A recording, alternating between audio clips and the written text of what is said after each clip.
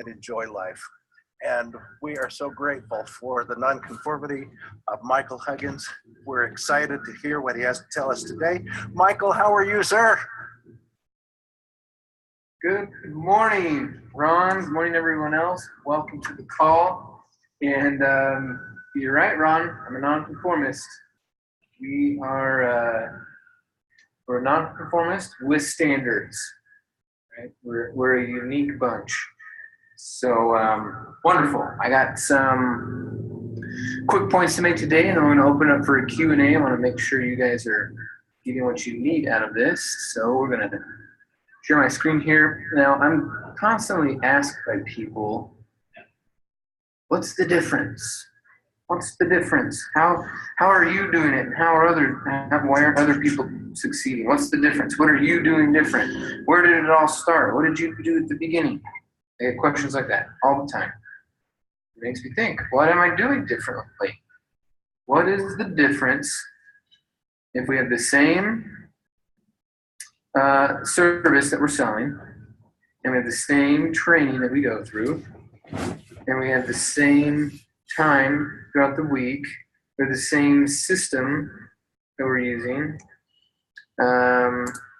If all these things are the same, then how come this guy makes $10,000 a year and this guy makes $500,000 a year?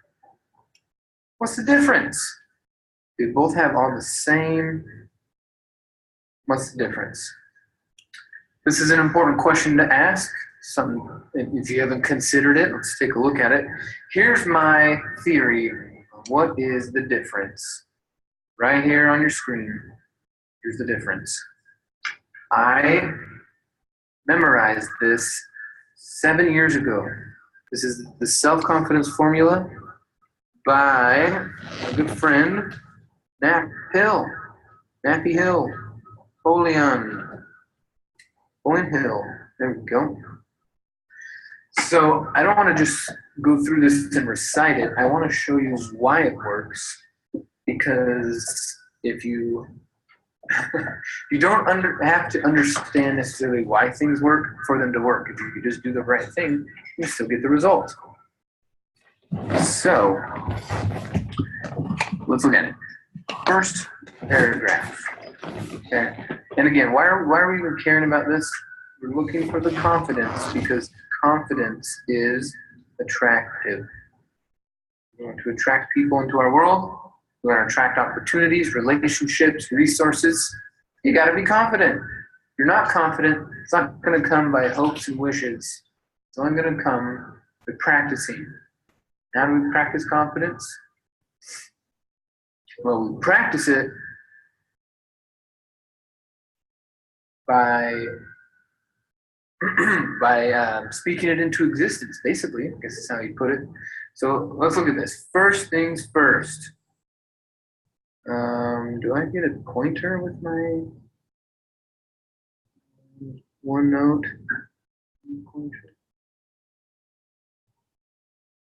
Pens and highlighters. It's all good.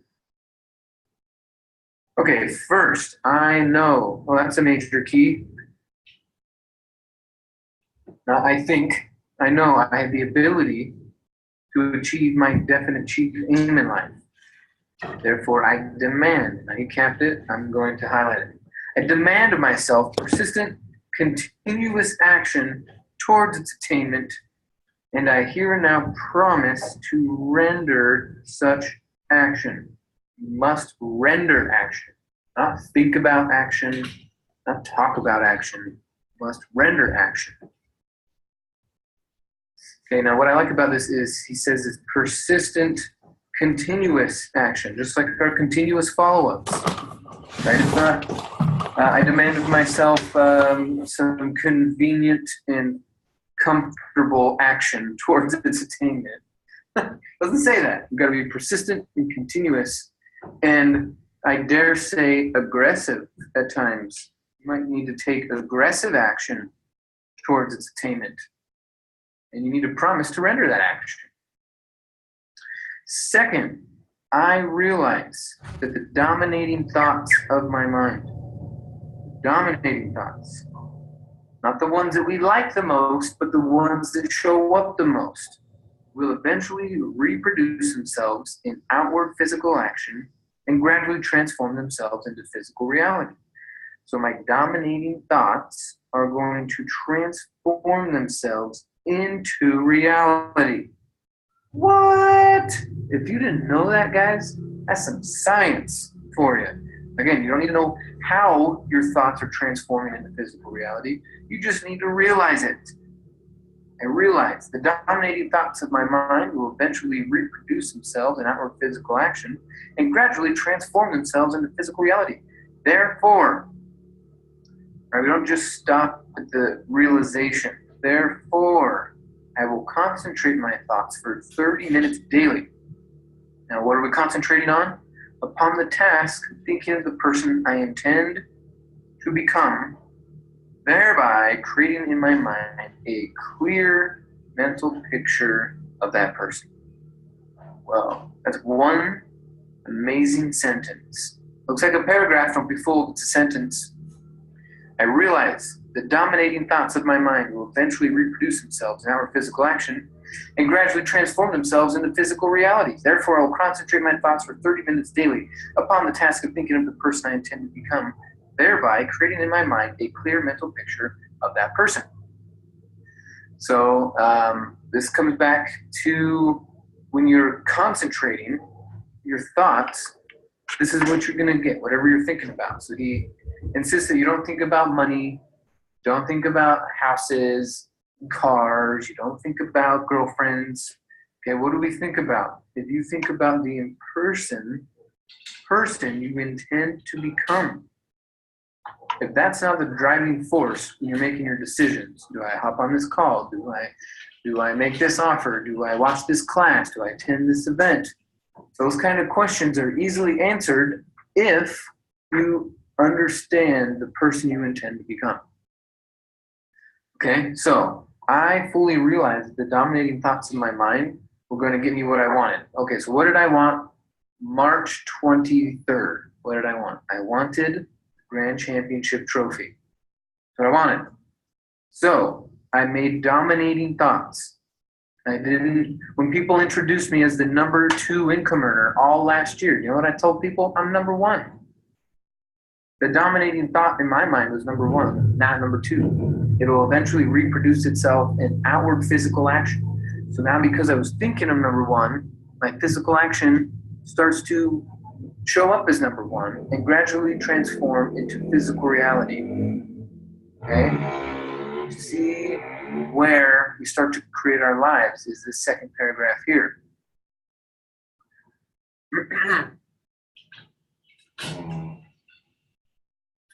Okay, so Daniel, getting clear on what else you intend to manifest is important, but what he's saying here is this is how you're manifesting. This is another thing to manifest, which is self-confidence. You want to manifest the income, you want to manifest the relationships, and you want to manifest the confidence. So this would be one of the things in chapter 2 of Think and Grow Rich that he's talking about. Okay, so concentrating my thoughts for 30 minutes daily. There's a few key points in here. One of them is daily, not at your convenience or your comfort. This is a daily thing. Now, 30 minutes, sometimes you guys think that's a lot. I promise you, it flies. When you're sitting there and you're thinking about who you intend to become, you open your eyes, oh, there's 30 minutes. Concentrating my thoughts for 30 minutes daily upon the task, thinking of the person I intend to become, thereby creating in my mind a clear mental picture of that person. Who is that person that you're trying to create? That person that you're making a clear mental picture of? Does this person have a big team or a small team? Does this person have one real estate property paying them every month? They're 25 or 80, right? Who do you intend to become? If you keep thinking, it'd be nice to, it'd be nice to, it'd be nice if, okay, that is the opposite of intention. So we remove that language. I intend to become financially free by age whatever. I intend to. This is me doing it, not just hoping it works out. This is the power language of creators. Okay. I realize that the dominating thoughts of my mind will eventually reproduce themselves in outward physical action and gradually transform themselves into physical reality. Your thoughts become things. Therefore, I'm going to concentrate my thoughts for 30 minutes daily upon the task of thinking of the person I intend to become, thereby creating in my mind a clear mental picture of that person. Okay, so when I was closing my eyes, I was imagining holding up the trophy. I imagined going to lunch with Bob Snyder as the #1 income earner. I imagine all sorts of stuff. Focusing on that, creating that clear mental picture. If it's not clear, if it's fuzzy, it will never get hit. But guess how it gets clear? We gain this clarity by putting 30 minutes daily into this stuff. And now this doesn't mean you have to sit and do nothing for 30 minutes. Say you're driving to work, turn the radio off and only think about the person you intend to become. How would the person you intend to become walk through the doors at your job this morning, tomorrow? You walk in your house, you walk in the grocery store, right? When you're driving and you're paying your bills and you're running errands, how does the person you intend to become hop out of the car, say hi to the cash register, hold the door open for somebody? All this stuff falls into it. Don't be thinking, well, as soon as I make a bunch of money and I'm taken care of, then I'll hold the door open for people. It doesn't work like that. All right, number 3. Third, I know through the principle of autosuggestion. So again, we're stating, we know this. I know through the principle of autosuggestion that any desire that I persistently hold in my mind. But I know through the principle of autosuggestion. Now, we've talked about autosuggestion many, many, many times. And if you're brand new to the call, welcome. This is a thing that starts to create your reality. This is a thing that that all the top income earners in the world, not just Renatus, but all the millionaires, billionaires, future trillionaires. You know how people are going to become trillionaires? Through autosuggestion. They just keep suggesting to themselves that they're the world's first trillionaire, and someone's going to get it through the principle of autosuggestion. So I know through the principle of autosuggestion, any desire. Isn't that good news? That's good news, right? Any, not just some. Any desire that I persistently hold in my mind will eventually seek expression through some practical means of attaining the object back of it. Therefore, I will devote 10 minutes daily to demanding of myself the development of self-confidence. So again, this is a devotion. You are devoting 10 minutes, again, daily. And then what are you doing? You are demanding of yourself. Again, we were talking about a demand up here. I demand of myself persistent action, and I'm demanding of myself the development of self-confidence. Right? So some of you guys are like, I wish I was more confident. I wish I was more. I wish I was more. It doesn't work. What is he saying here? I demand of myself. Right? Are you demanding yourself? Are you commanding yourself to grow? Or are you just wishing and hoping and thinking it'd be nice if? Okay, now let's look at this again right here in the middle. It says, will eventually seek expression through some practical means of attaining the object back of it. What the heck does that mean? People in America today don't speak like this. So what does this mean? Eventually seek expression. So I see this, eventually seek expression means manifest through some practical means of attaining the object back of it. Okay, so whatever is backing my autosuggestion means I'm going to attain it through daily, practical, typical stuff. What's he saying in practical means that You don't need a miracle, right? You don't need to redo the system, right? These are practical means through attaining object backfit. Regular stuff that's already available to us, which means it's right around the corner. It'll manifest through some practical means of attaining the object backfit. Okay?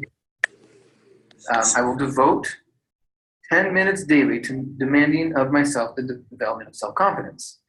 So guess what? If you say this out loud twice, there's your 10 minutes. Go through this, think about it, mental picture of the person you intend to become, right? Driving what you want to drive, living where you want to live, wearing what you want to wear, eat what you want to eat, being invited to what you want to be invited to. Fourth, I have clearly written down a description of my definite chief aim. Your definite chief aim is not your yearly income goal. Okay? This is the definite chief aim in life. This is not, I want to lose 50 pounds this year. That is not your definite chief aim. Why do you want to lose 50 pounds? What's going to do? Somewhere in there, you start to pinpoint your definite chief aim. What is your definite chief aim?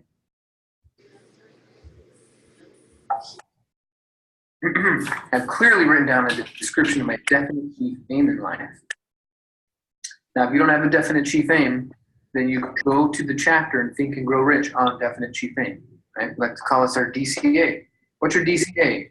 You work on your DCA today? It's DCA day. Definite chief aim.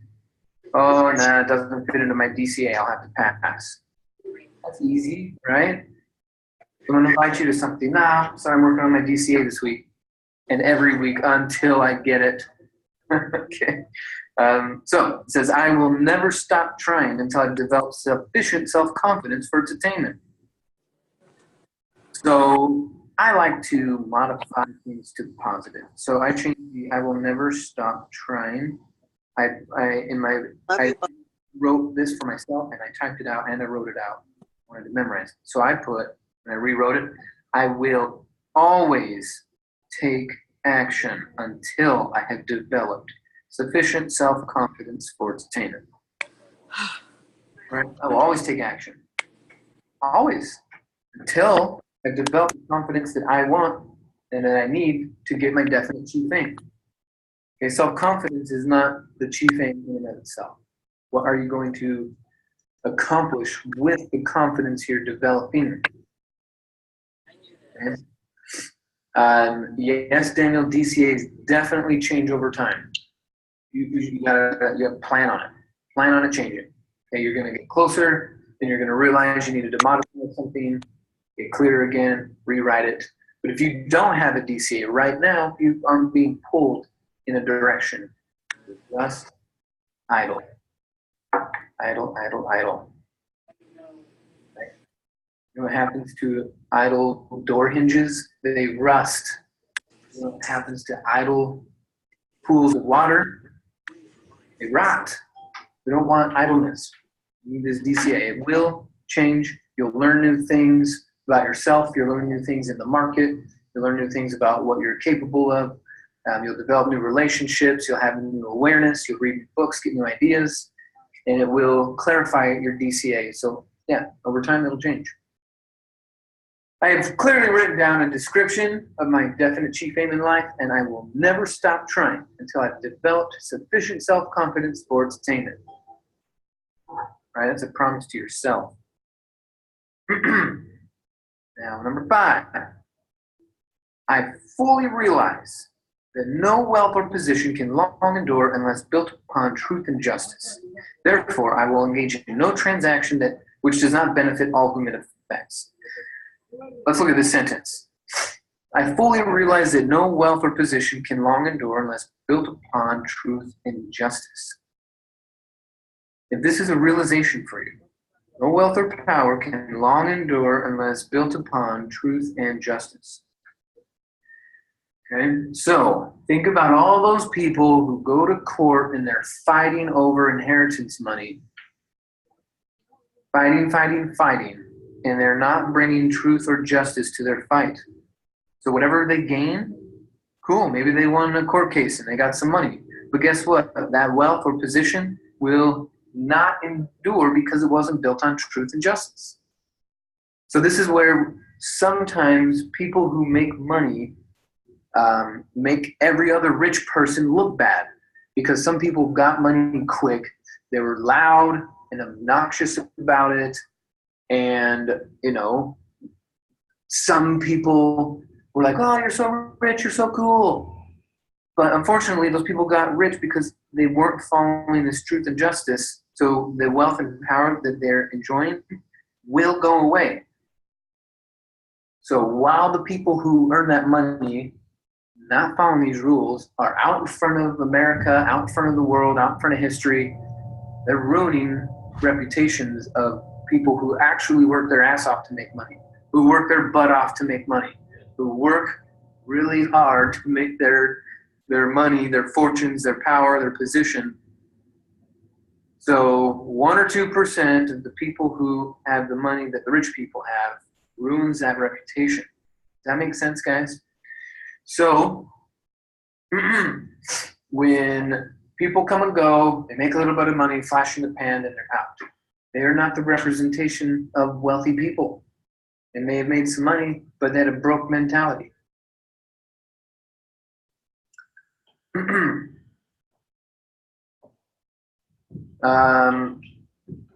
My theory, Charlotte, my theory on your question, for you guys on the phone, Charlotte's asking, Michael, those rich people that are the quote-unquote bad people, how is it that they stay rich? Well, again, there's no real good or bad, so let's try to remove that stuff. But what I'm saying is, if let's say you inherited this money and you had nothing to do with it, right? Now you have a resource, you got these responsibilities, and so if that person develops into the person that can handle that stuff, then they get to keep their money, right? There's some karma attached to that, which is fine. Pay for karma. But it's mostly because people change. Sean, people want to keep it, so they go through some changes and evolution. If for some reason they're not evolving, don't worry, karma will get them. Okay, so I fully realize that no position, no wealth or position can long endure unless built upon truth and justice. So again, I like to modify it. So I positized it, I turned it positive. I fully realize that wealth and position can long endure when built upon truth and justice. Same thing, just getting a little clearer. Fully realized that wealth and position can long endure when built upon truth and justice. Therefore, I will only engage in transactions which benefit all whom it affects. I just switched it a little positive, right? I fully realize that wealth and position can long endure when built upon truth and justice. Therefore, I will engage in transactions which benefit all whom it affects. Perfect. Are we engaging in transactions that we're here for, right? Real estate transactions. Now he's talking about all the transactions, relationship transactions, okay, energetic transactions, physical transactions, monetary transactions, all. I will engage in transactions. Conversational transactions. So if you start talking crap behind someone's back, you're not engaging in a transaction that would benefit all whom it affects. See what I mean? This is why rich people don't talk about people. I fully realize that wealth and power and position can long endure when built upon truth and justice. So this is why you need to be, this is why I got excited about it taking forever. In my mind, it was taking so long. I bought a combo, a month later, I'm not rich. 6 months later, I'm not rich. A year later, I'm not rich. What is taking so long? When I came across this, I fully realized that wealth and position can long endure when built upon truth and justice. what it showed me was, one, this is a build thing. You don't just pick up a built thing, right? You got to build it. Also, that things that long endure take time to build. So it changed my brain from I got to hurry in the next few months, get rich, to realize, okay, over the next 18 months, 24 months, if I do things right and I engage in transactions where everyone benefits, then I can have the long-lasting power and wealth that I want. So this created, it gave me permission for patience. Understanding this right here. Because I'm going to have long-enduring wealth and power, and I'm going to build it on truth and justice, I will only engage in transactions that benefit all whom it affects. You know what? This is such a powerful statement right here that I actually used it in an offer.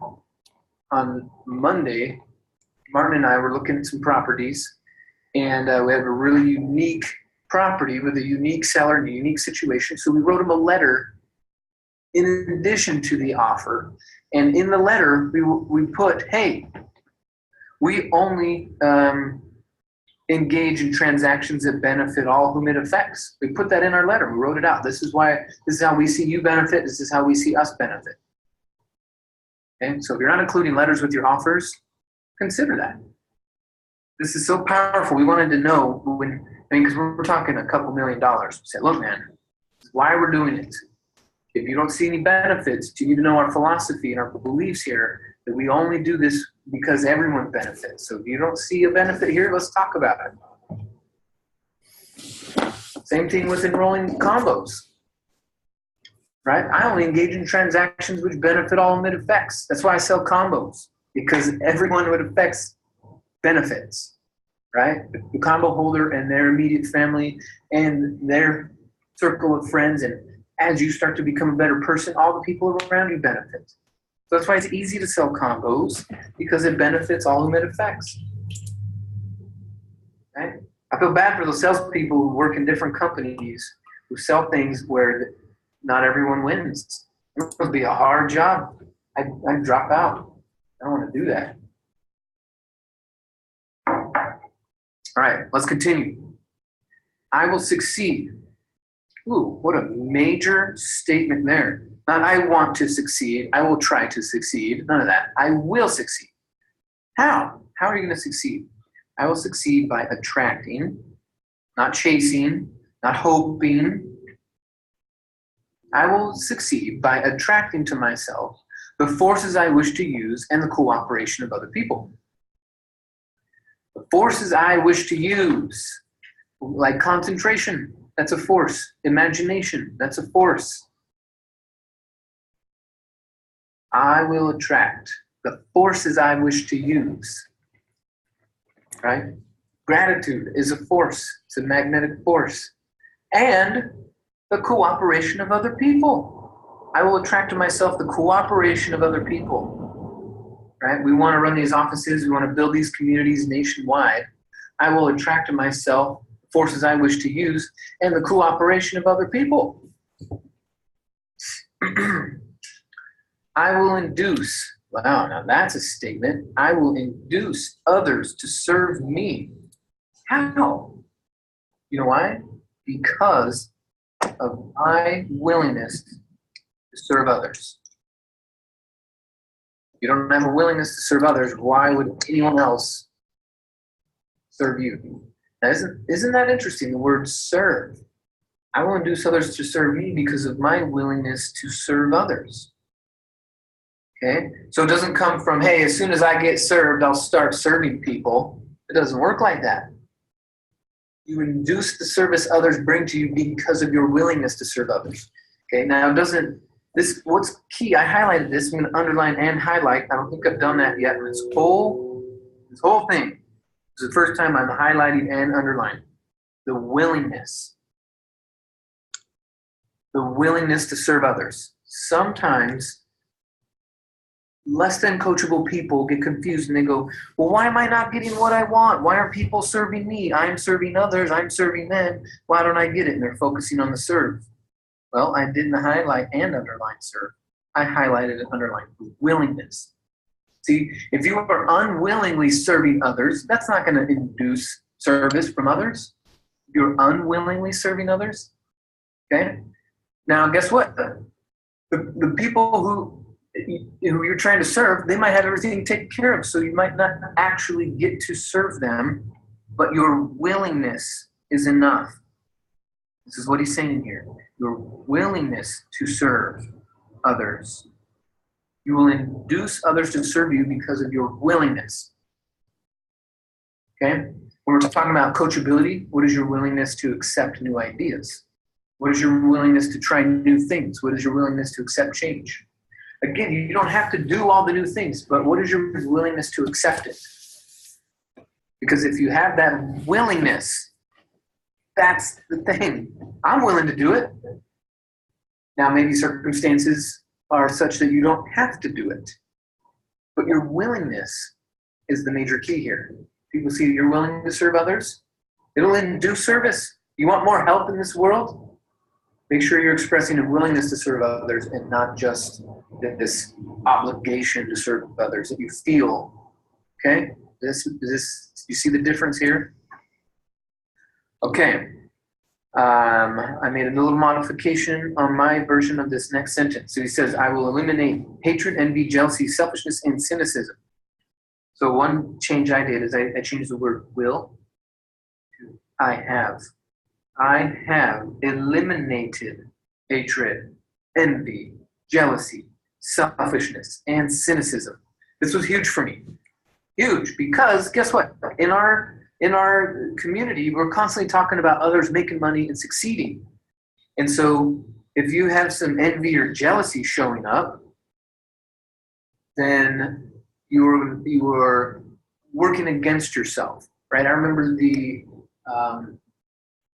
first time I was working, I was working with an IMA. Him and I were putting in the same effort, same time, same money, same everything again. And then he had like a $25,000 month, and I had a $200 month, right? And I was like, hey, can I have some of your oatmeal? I'm starving. Those are the days. I'll tell you about it another time. But the point is, when he had that $25,000 month, my untrained brain immediately felt envy and jealousy. It felt all of that. And so I had luckily memorized this whole equation. And so when I felt the envy and jealousy, I went, oh, I've actually eliminated that. I've eliminated my hatred, envy, jealousy, selfishness, and cynicism. How did I do it? I've eliminated that stuff by developing a love for all humanity. That's another big major key, all humanity. Not some humanity, not the humanity that's the Democrats or the Republicans, not the humanity that dresses this way or that way, all humanity.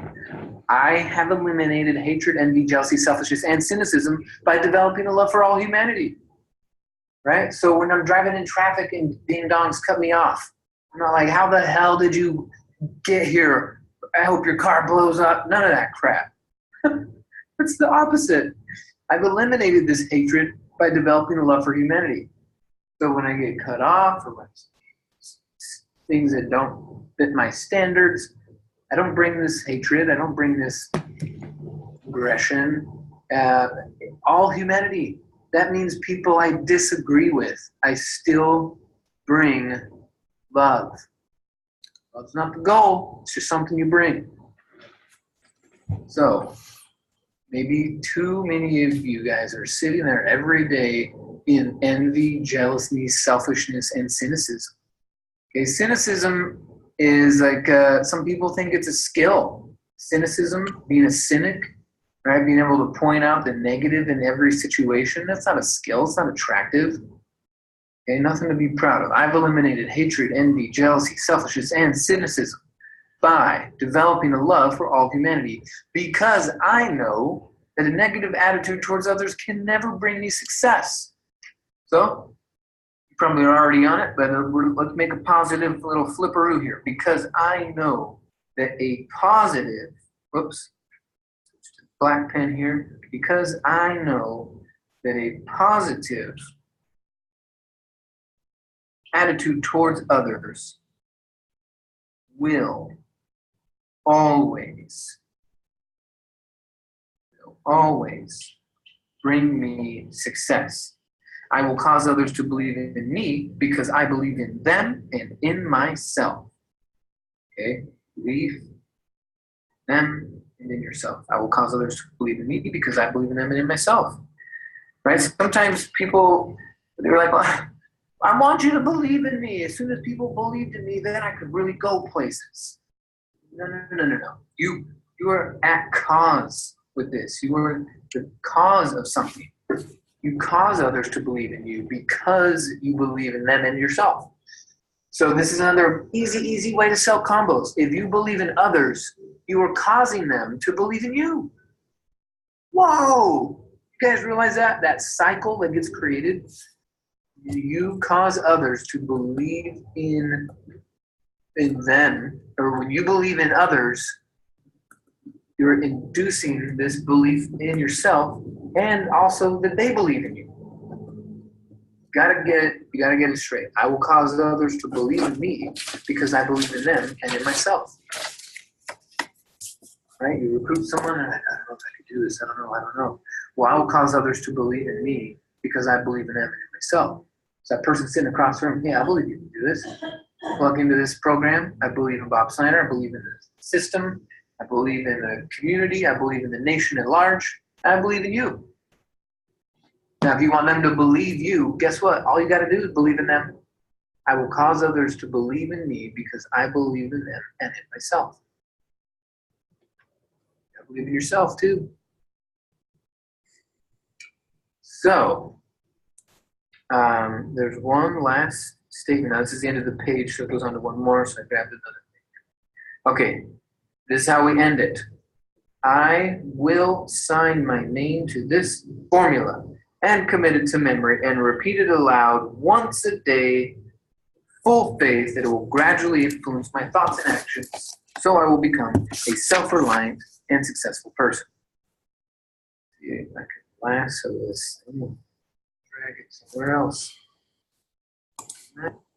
All righty. I'm going to stop it right there because we don't want to go over. I hope you guys can see why Michael is one of my favorite trainers. 29 years old, top income earner of the company last 2017. All right. So I want to hear your feedback on what you took away most. Or what was your biggest takeaway?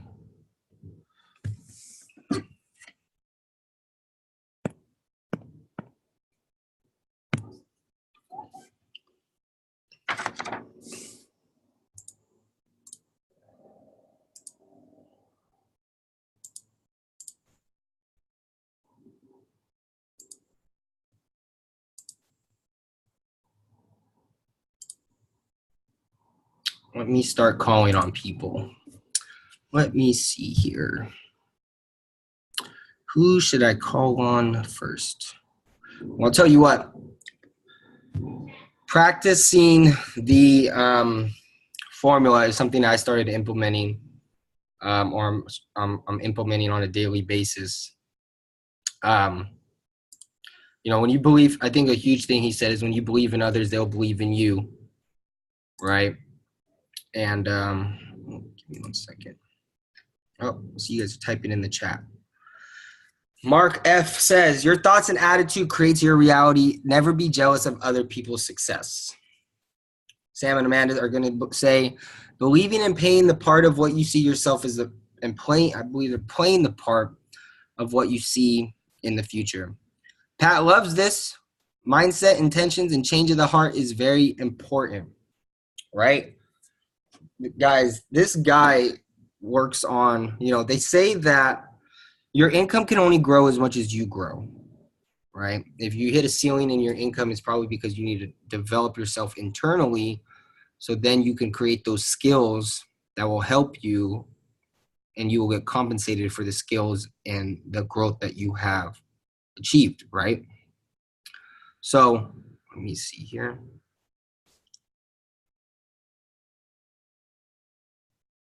I know that I have the ability to achieve the objective of my definite purpose in life. Therefore, I demand of myself persistent, continuous action towards attainment. And here I now promise and render such action. Okay. So what he's saying is,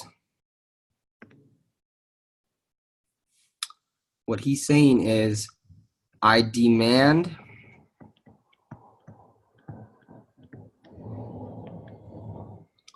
persistent, continuous action, right? Persistence and continuous is much, a little bit a day is way more effective than, putting in 8 hours once a week back, one time and trying to achieve your goals, right? Instead of doing a little bit every single day. So I know you guys might have heard Mark talk about this, but it's extremely relevant to what we're talking about, right? Massive action creates confidence. Confidence creates results.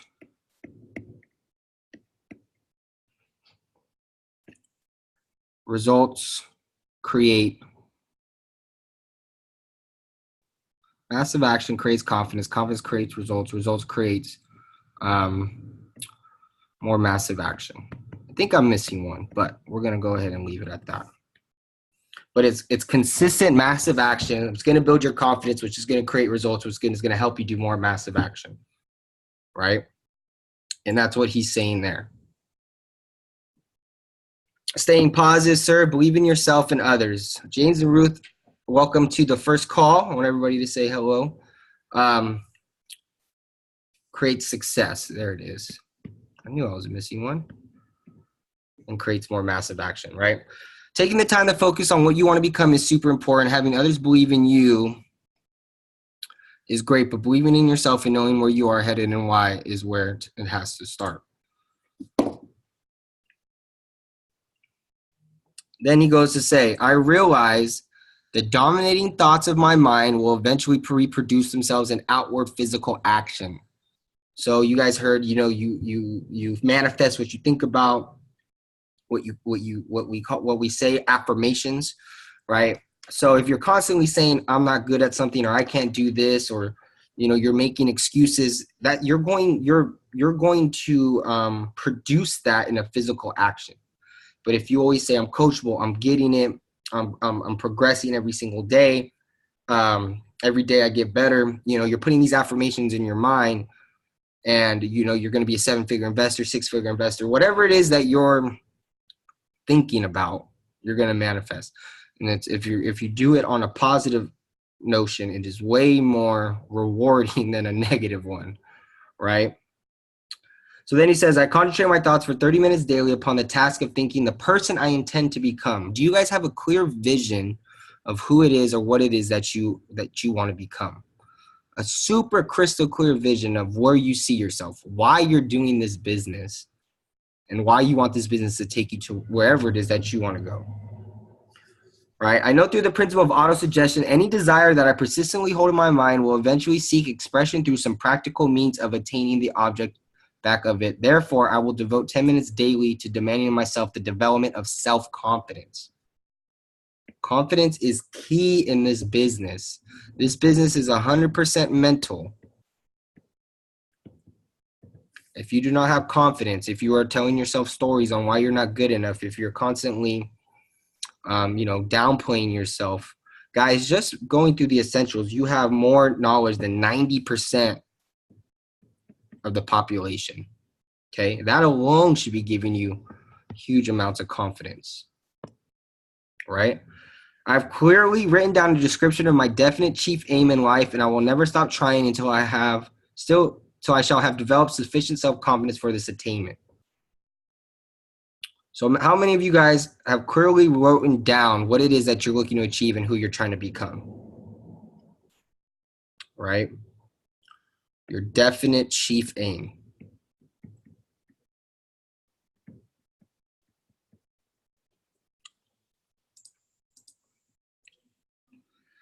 So I want you guys to, this calls will be recorded. If you guys need to go through that, I did take, I actually posted this formula in our group me at one point. So it's in there. You guys can go take a look at it.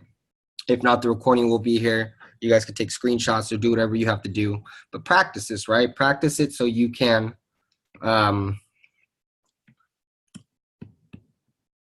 so you guys can implement it. Okay? Now, any thoughts, questions, or comments before we move on to the study group for this week?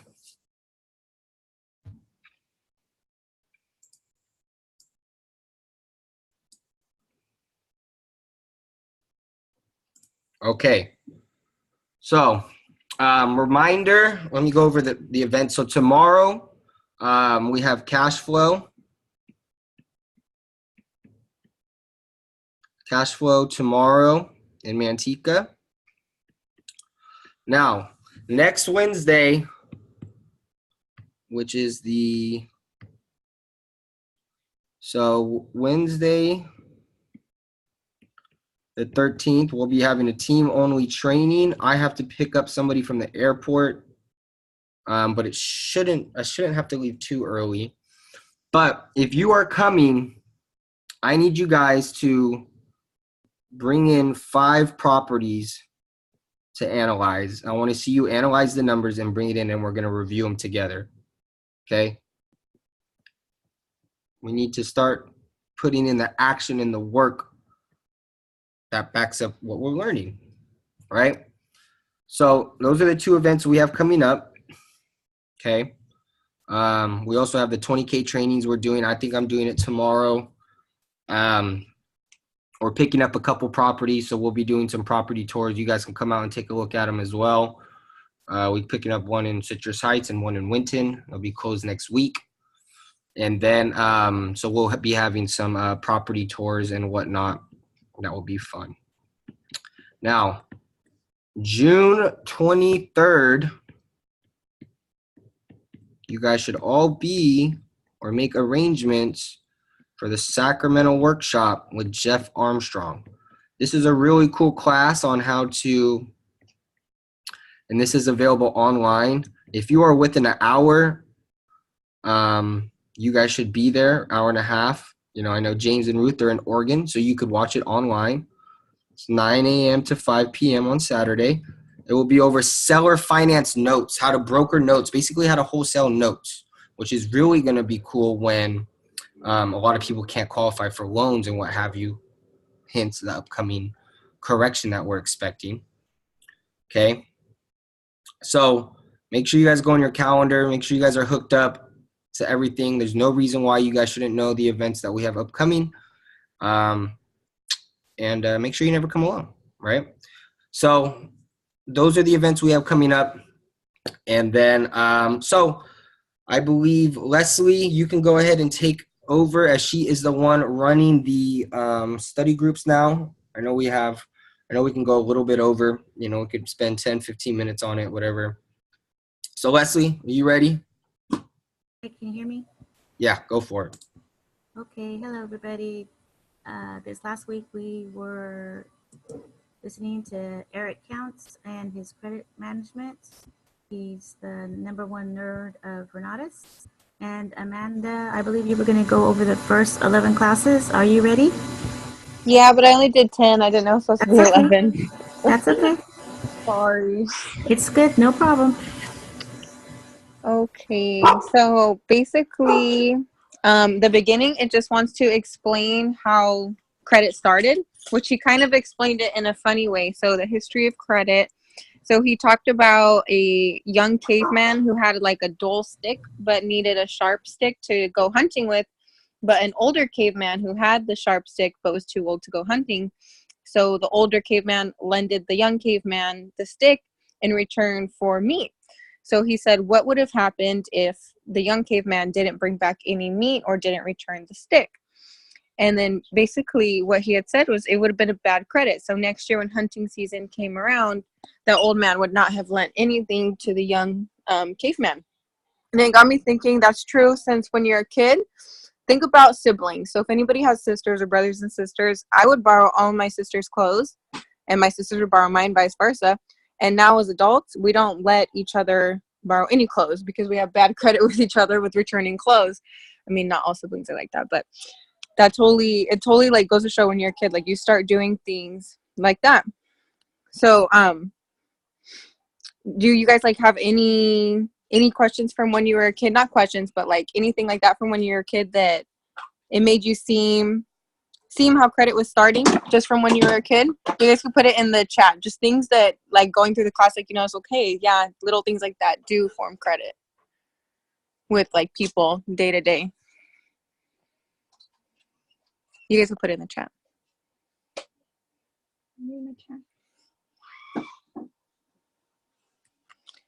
I will move on the way you guys put it because I could totally read it. So the next one was how, sorry, I need to move to the light, guys. Sam, can you turn the light on? No. Sorry, guys. Okay, so the next one was what's your credit report? And then so many people believe that it's a statistic or a folder on a computer. So my question for you guys is, what is an actual credit report? What did Eric Counts say that it actually is? You guys can put it in the chat, say it out loud, however you want. It's okay.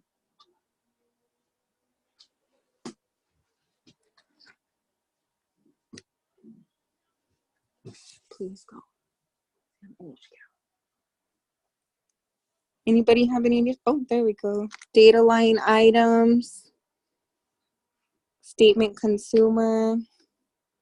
Well, you guys are right. So what Eric had said, he said in a different form, but pretty much same thing, is it is a readable form of data.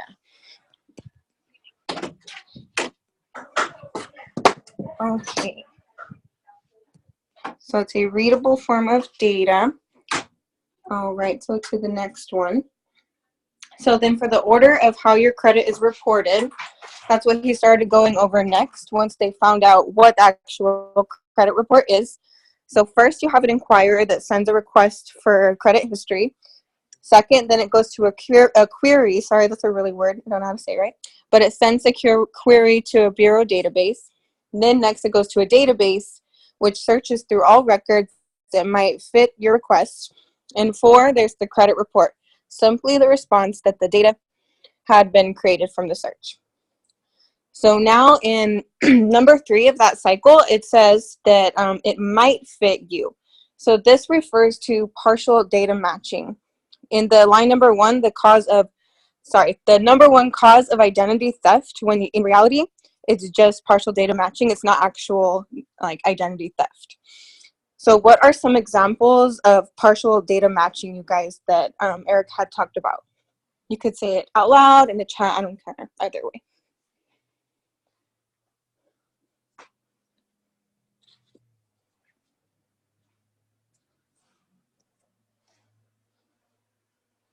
That's a good one. Names are really good. That one, they said it could be like also known as, dads, juniors, anything like that. That's perfect. Some other examples is like social security numbers, just 1 or 2 differences, like 1 or 2 digits different, date of birth, anything like that that could be pretty close. Street address, that's a good one too. All right, so then now we're gonna see where credit comes from. So the main places your credit is made is number 1 with creditors and furnishers, and then number 2 from public records, and 3 is just from you yourself. So when you file for a credit card, you give your info such as like your email, your phone number, anything, and it gets sent straight to the database because it's just pulling things based on what matches for you. So for mortgages, for instance, this makes it way easier for them to check your like what you make, like your annual income, based on what you've been putting on your credit card's annual income to get approved for however much you could get approved for. So for instance, now if you lie about it, that's why most likely you would get denied for a credit card. If you inflate your annual income, they'll deny you. So it's always in a database somewhere. They do pull it, they do check that. So now what information is on our credit report, you guys? So we have personal data. So that does not reflect your score. That's just your data. We have accounts, your trade lines. So that's like your payments. We have your collections. Those are your past due. Seriously past due, guys. And then next we have your public records. That's like judgments, like taxes, things like that. Rental history, liens, mortgages. And then next we have your inquiries.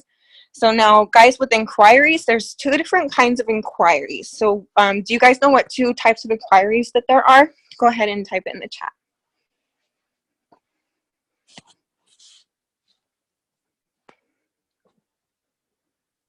Yep, hard and soft. Now, does anyone know which inquiry affects your credit score and which one doesn't?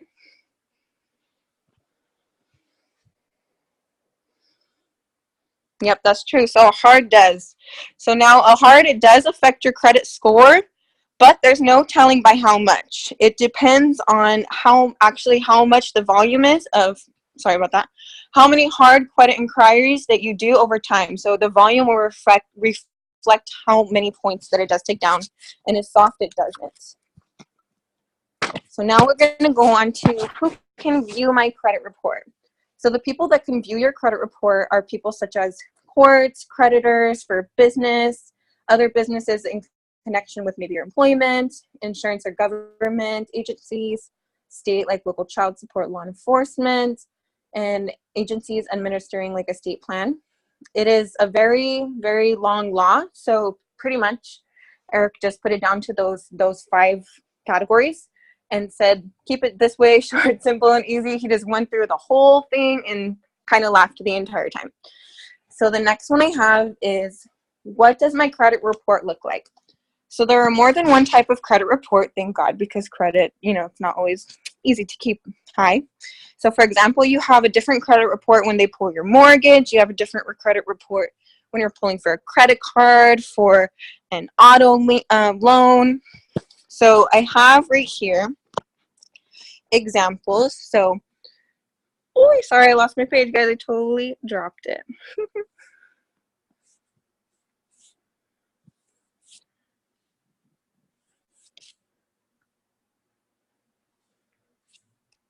Okay, so then I went down. Okay, perfect.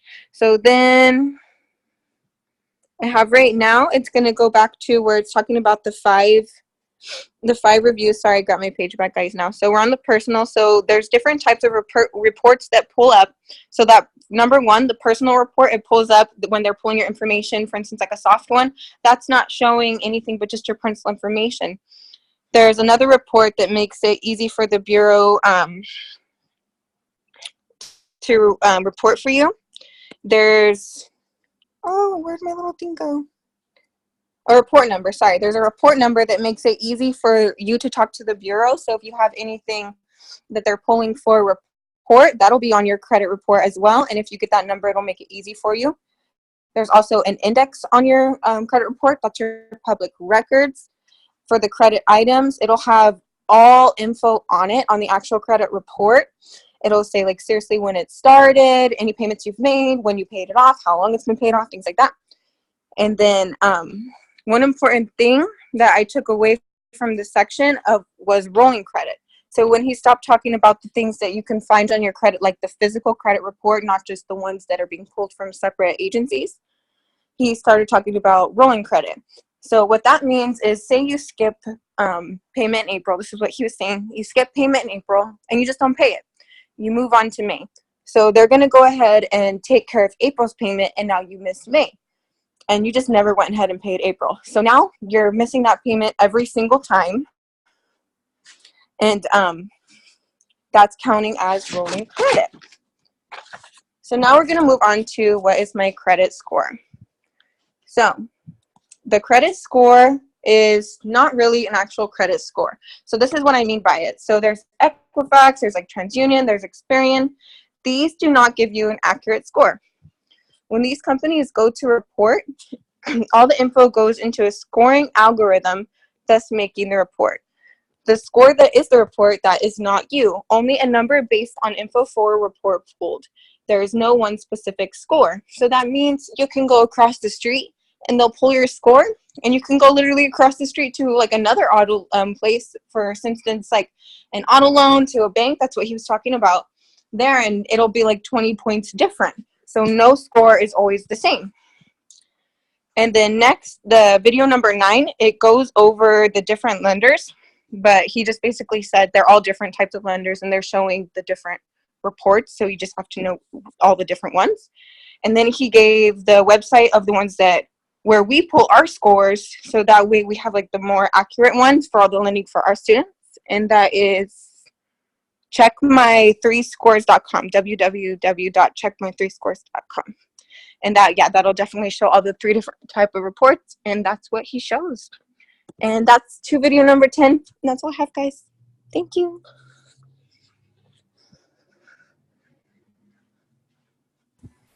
That was so good, Amanda. I'm so proud of you. Thank you. Thank you. Thank you. Thank you. Okay, Jose. Okay, so for next week, Amanda, you're gonna finish from 11 to 23. Yeah, I can do that. Credit management, you did an awesome job. Good job. Thank you. Anything else, Jose? Good job, Miss Amanda. Everybody, let's make it happen. Don't forget your guys' study group next week. Finish credit management is one of the most imperative things we have, especially when you're trying to implement the velocity banking, something we need to know, understand. Do not forget the events we have coming up. Cash flow tomorrow, team training on Wednesday. Bring some properties. Practice, practice, practice. Massive action, guys. That's what it's going to take. I hope you guys have a phenomenal night. I want to thank you for being on here a little bit longer. And let me know if I can help any way. I hope you guys have a good one. Take care.